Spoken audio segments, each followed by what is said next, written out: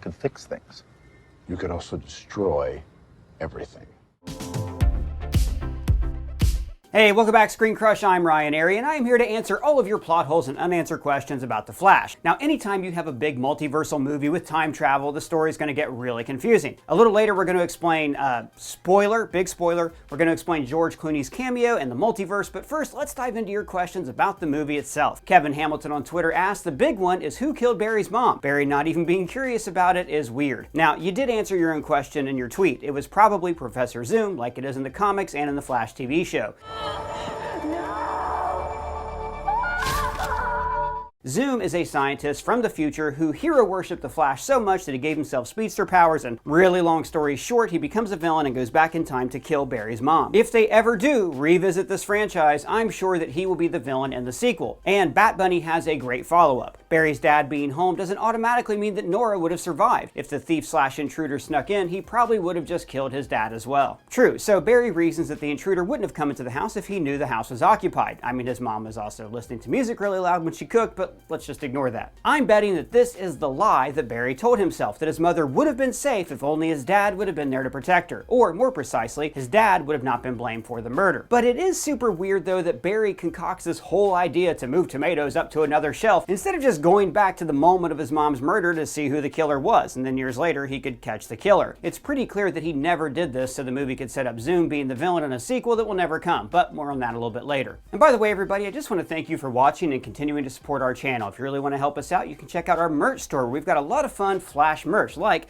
this Doug Fetch tee and this brand new Be Kind Don't Rewind shirt, as well as other really cool Flash shirts, such as, you want to play fetch? Let's play fetch. Anyways, the link is in the description. Thanks for supporting our channel. Back to the plot holes. Jim asks, how did Flash get his powers back from Kara in the sky? Just because of the chemicals hit him before? Yeah, basically that's it. So on the surface, this is just like silly comic book logic that they could replicate the exact amount of chemicals that randomly hit Barry when he got his powers. But the same thing does happen in the Flashpoint comic. Barry gets doused with electrochemicals and then electrocutes himself in an electric chair. So I'm going to chalk this up to what Barry says in the movie, that some events are just fated to happen. It is your destiny. Isra Z has a great question that we talked about in our Easter egg video. Why his lightning changes from white in Justice League to yellow? Is it because of his new suit? Actually, I think his lightning is blue in the Justice League and in the Suicide Squad because that is the color of the Speed Force. And the lightning is still blue in this movie when he doesn't have a suit on, for instance, when he makes the cushion for it. So yes, it changes color because of the suit. The new suit allows him to dissipate the energy so he charges up, so that same process turns this lightning to make it look yellow. While in the last battle, other Barry doesn't have this suit, so his lightning is still the color of the Speed Force. Crap Bag asks, why young Barry didn't stop the shovel from falling and making noise? Because he's an idiot who's new to using his powers. Wait, he's Batman? Bathana on YouTube asks, why would they think that just one Kryptonian that just got their powers could defeat another Kryptonian that had at least one more day exposure to the sun and military training? You know, you're right. F it, they should have just given up and never tried. Nah, look, but seriously, they had to do something. And Kara Zor-El had been on Earth for a while, so that explains how she could adapt to the elements so fast.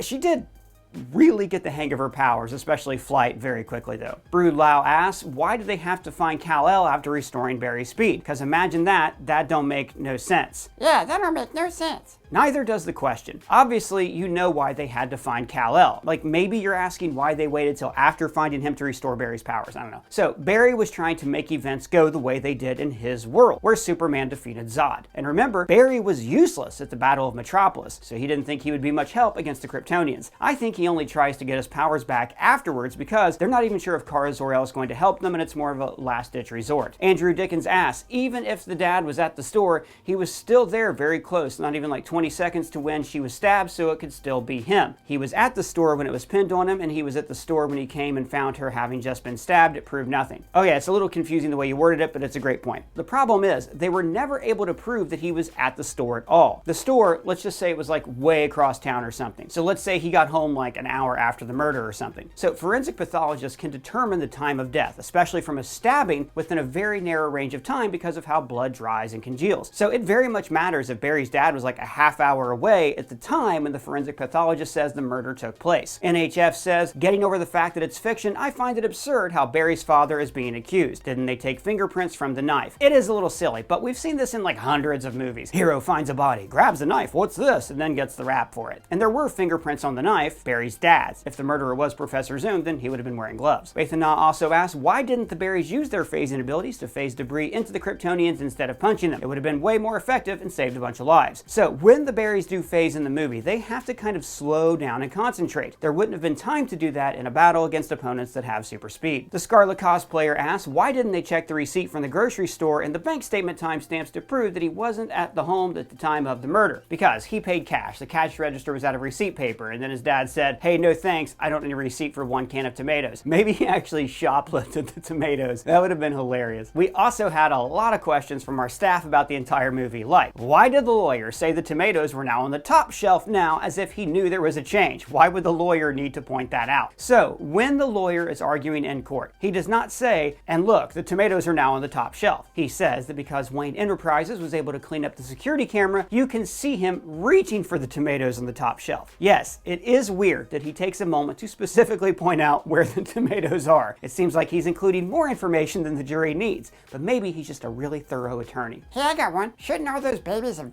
died of shaken baby syndrome? Never, ever shake a baby. Yes, good question. The movie is very clear to point out that Barry can't touch people at super speed because of friction and because of his momentum. I sort of I really hated the baby shower opening sequence because the babies look like so fake and American Sniper-like, but it did do a good job of displaying this concept well. Barry never touches a baby directly, only objects that touch the babies. Like how if somebody was falling through the air, you couldn't catch them with a pickup truck because it's moving too fast. But if the truck were to move a mattress underneath you, then it would slow down, you'd land on the mattress, and you'd be okay. Another crew member of ours asked, what are the Flash's arbitrary limits of being able to move people with him? Like, why is 1 foot okay, but 3 feet makes you puke? I mean, the limits have to be arbitrary because there's no way for them to test out how a man moving at supersonic speed can affect a baby. Apparently, that fine line is somewhere between 1 and 3 feet, because at 3 feet Barry pukes. Another person asked, is the electricity around him generated actually there, and would it have cooked the baby in the microwave? The movie explains this. Barry harnesses the power of the Speed Force so he can run. It's the force in the universe that keeps all things in motion. But as he moves, he generates friction. His new suit disseminates that friction, so no, he wouldn't have cooked the baby. Matt Singer, ScreenCrush editor-in-chief, had a lot of questions about the movie,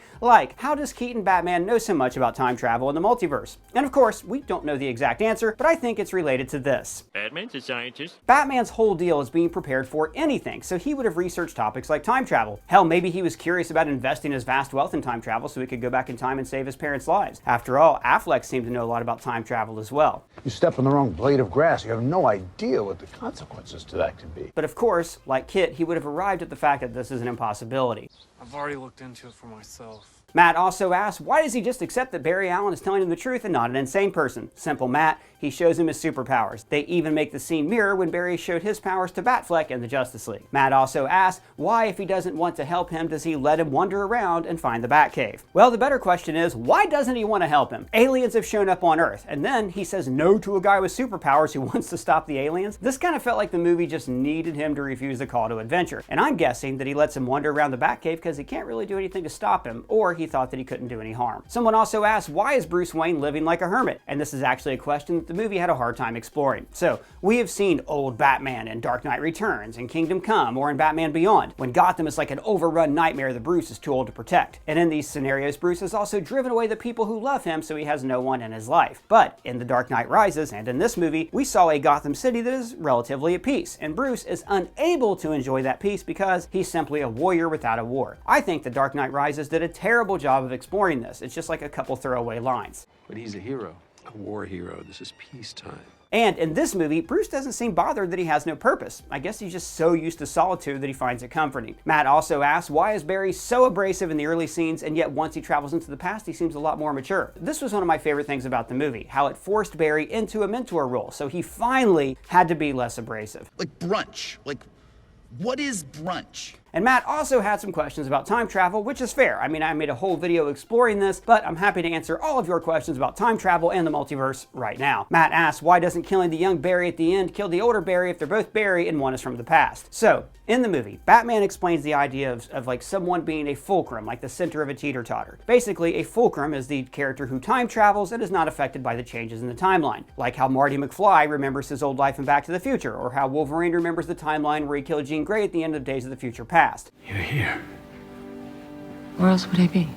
Marty and Wolverine, both fulcrums. Barry originally thinks that traveling through time results in retrocausality, basically that when you travel back in time, you affect the present day, like what happens in Back to the Future. Instead, what happens is Barry totally changes the universe with the ripples going outward in both directions, changing both the past and the future, which essentially makes Barry exist outside of his own time stream. By changing the past, he creates a new Barry Allen. I think that even if he had gotten back to present day, there would have been another Barry Allen living in his apartment. This is why younger Barry can die and our Barry can live. He's essentially killing a younger version of a totally different guy. Like, at first, Barry's all worried about his younger self not getting powers because he's still trying to preserve his original timeline. But then later, after he learns about how time travel really works, he understands that this variant of himself dying has like nothing to do with him. But if retrocausality doesn't exist, then why does other Barry dying erase future Barry? Great question, Doug. Retrocausality is the word you're looking for here. Basically, it's when a character travels back in time to change their own past, like in Back to the Future. Young Barry dying in the past erases his future self because this happens in the Chrono Bowl. The Chrono Bowl is a fulcrum point, the eye of the hurricane. Essentially, when the Flashes are in this arena in the middle of time, all of time stands still for everybody except for them. And the moment both Barrys enter the Chrono Bowl in the climax, they both become linked. They both become fulcrums. And a couple of our staff members said, it's funny that Barry learned nothing from his time travel. I just can't get over how Barry thought that wasn't going to change anything after he went through this whole movie where it was set up that small things change things. Yeah, so basically it is kind of weird that Barry learns this lesson about not to affect the timeline, but then he still does something selfish and he frees his dad from prison. Barry thought that he could save his dad because he only made a small change that would not affect the past at all. It only affected his future. It's a reasonable assumption, but he forgot that changing an event sends ripples outward in time. So that change, that can of tomatoes, went backwards and made George Clooney into Batman. And now that brings us to the multiverse questions that you've all been waiting for. Did Flash create the Adam West Batman?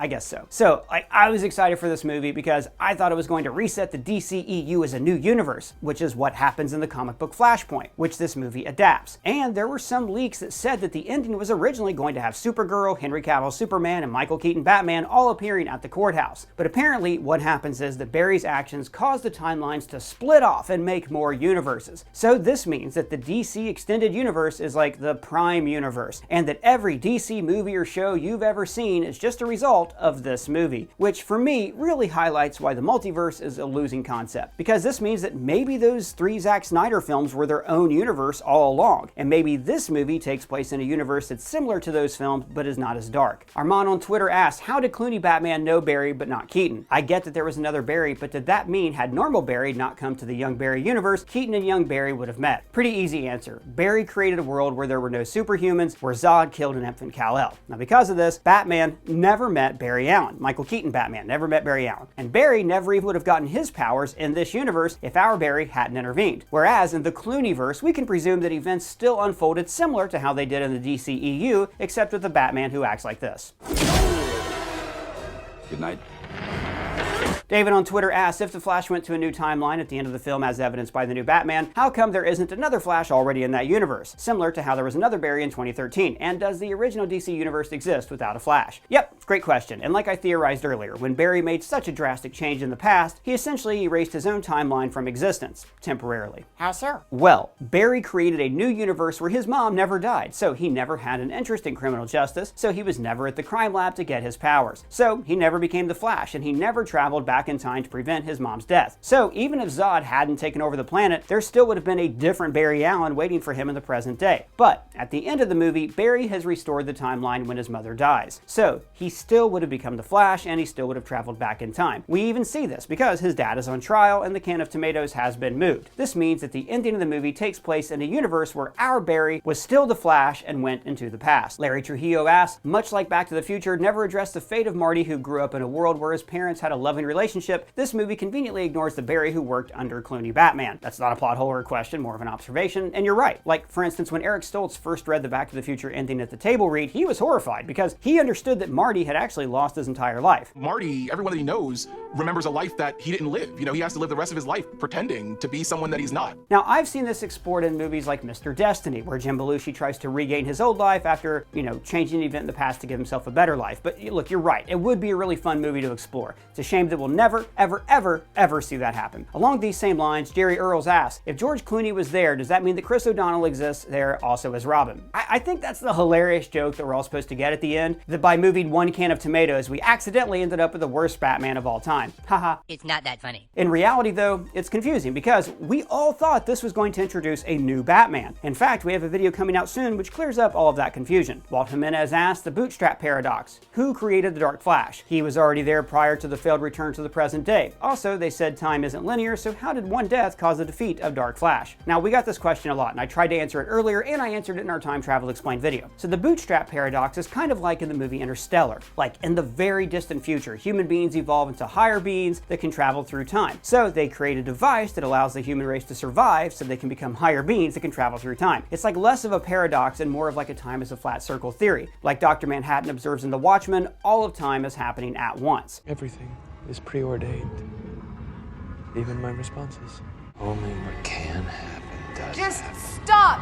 Now, the reason that the Dark Flash is able to affect our Flash and he dies when his younger self dies is because all of these events happen in the Chrono Bowl, a space that Barry creates that is essentially outside of normal time. It's the eye of a hurricane where even though time is like swirling and changing all around them, in the center here, everything is still and behaves normally. Heavy Spoilers on Twitter asks, what's a spaghetti? F you, Paul. We're all trying to do a serious thing here and have some fun. Either ride the bus with us or get off with the rest of the riffraff.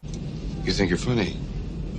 You think you're funny? Carlo Baramio says, young Barry sees Barry travel back in time to save Supergirl and Bruce. Shouldn't they meet versions of themselves who haven't time traveled yet? You know, Carlo, I thought that at first too, but then it occurred to me that at this point in the movie, they are messing up the timeline so bad and so carelessly that what they're doing is actually causing a new timeline every single time they time travel. Like that spaghetti that Michael Keaton throws on the table, it's a mess. Thomas Mahoney asks, is the Batman 89 universe destroyed and taken over by Zod, or is it reset and Zod never shows up due to the events of Barry resetting the timeline? You answered your own question.